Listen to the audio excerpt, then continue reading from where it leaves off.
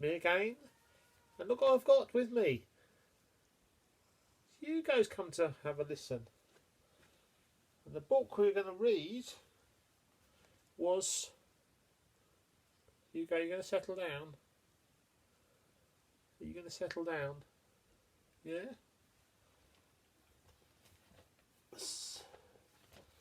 The book we're going to read today is A Piece of Cake. Yeah. You're going to sit on George's lap.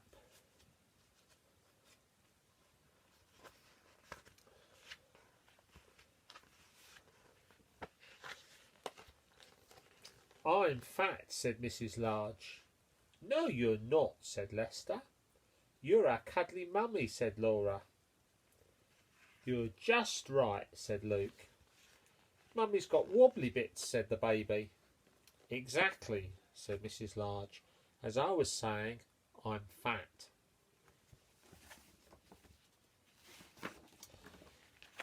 We must all go on a diet, said Mrs. Large. No more cakes, no more biscuits, no more crisps, no more sitting around all day. From now on, it's healthy living.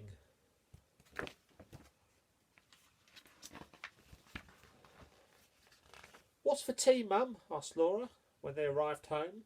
Some nice, healthy watercress soup, said Mrs. Large, followed by a nice, healthy cup of water.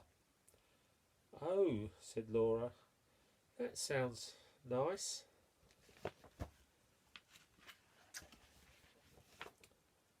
I'm just going to watch the news, dear, said Mr. Large when he came home from work. No, you're not, dear, said Mrs. Large. You're off to a nice healthy jog around the park, followed by your tea. A delicious sardine with grated carrot. I can't wait, said Mr. Large. It was awful. Every morning there was a healthy breakfast followed by exercises. Then there was a healthy jog followed by a tea and another healthy jog. By the time evening came, everyone felt terrible.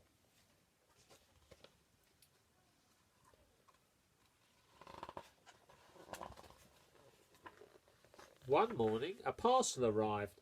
It was a cake from Granny. Everyone stared at it hopefully. Mrs. Large put it in the cupboard on a high shelf. Just in case we have visitors, she said sternly. Everyone kept thinking about the cake. They thought about it during tea. They thought about it during the healthy jog. They thought about it in bed that night. Mrs. Large sat up. I can't stand it any more, she said to herself. I must have a piece of that cake.